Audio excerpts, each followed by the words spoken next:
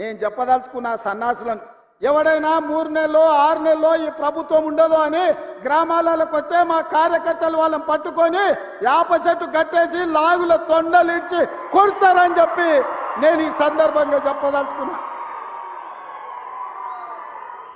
ఆ సన్నాసుడు అంటుండు ఎన్నికల కంటే ముందు రేవంత్ రెడ్డి పేరు చెప్తే 3 సీట్లు రాకపోతుండే అని.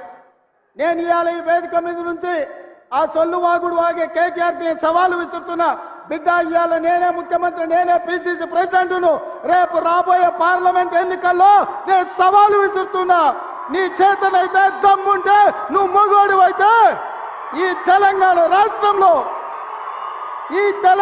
రాష్ట్రంలో బిడ్డ ఒక్క సీటు గెలిచి చూపించు. నీ అయ్యా నువ్వు వస్తావో నీ అయ్య వస్తాడో మా కార్యకర్తలు చూసుకుంటారు. బిడ్డ, నువ్వు అనుకుంటున్నావా అల్లా తప్పగాడని?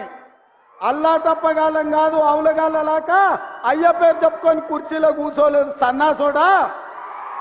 కింది నుంచి కార్యకర్తగా కష్టపడి జెండాలు మోసి లాఠీ దెబ్బలు తిని నీ అక్రమ కేసులు ఎదుర్కొని చెర్లపల్లి చెంచల్గూడ జైల్లో మగ్గినా భయపడకుండా లొంగిపోకుండా నిటారుగా నిలబడి నిన్ను, నీ అయ్యను, నీ బావను బొందబెట్టి ఇవాళ కుర్చీలో కూర్చున్నాం.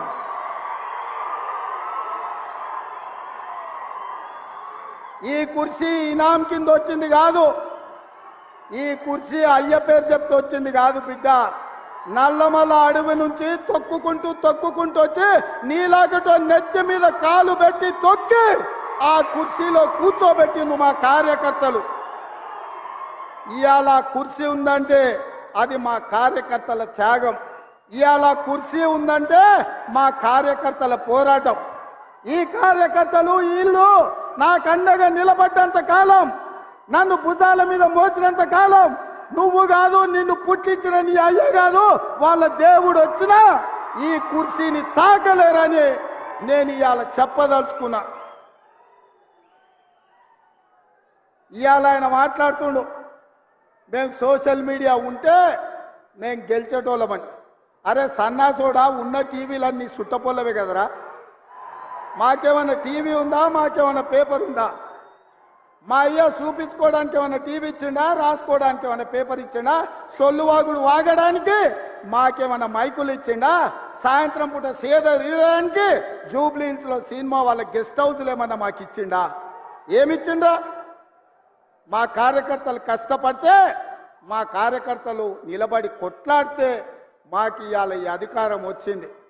ఇవాళ నువ్వు చేసే తప్పుడు పనులు మా కార్యకర్తలు సోషల్ మీడియాలో పెట్టారు. మాకు ఆ ట్యూబ్ అక్కర్లేదు, ఈ ట్యూబ్ అక్కర్లేదు, ఏ ట్యూబ్ అక్కర్లేదు. బిడ్డ, నీ ట్యూబ్ లైట్ వలగొట్టే బాధ్యత మాత్రం మేము తీసుకుంటాం.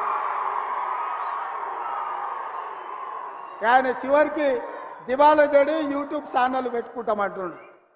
అట్లనే కృష్ణానగర్లో ఏదైనా బ్రోకర్ దందా కూడా పెట్టుకో. అది ఇది 2 కలిస్తే బాగానే నడుస్తుంది నీ వ్యాపారం. ఇప్పటికి కూడా సిగ్గురాలే. వాళ్ళ కుటుంబం తోసుకుంటే తెలంగాణ ప్రజలు చెప్పు తీసుకొని కొట్టినరు అనే సంగతి ఆయనకు అర్థం కాలే. 10 ఏళ్ళు అడవి పందుల్లాక చెరుకు తోట మీద పడి అడవి పందులు తిన్నట్టు మా వికారాబాద్ పరిధి తాండూరు ప్రాంతంలో పల్లి చేను వేసుకుంటే అడవి పందులు రాత్రిపూట చేను మీద పడితే ఆ పంట కాపాడుకోనికి మా రైతులు కరెంటు తీగలు పెట్టి కాపాడుకుంటారు. అట్లనే తెలంగాణ ప్రజలు అడవి పందుల్లాక తెలంగాణ మీరు తెగమెక్కుతుంటే కరెంటు వైర్లు పెట్టి మిమ్మల్ని కరెంటు తీగలకు బలిచ్చి ఇవాళ కాంగ్రెస్ పార్టీని అధికారంలోకి తీసుకొచ్చారు.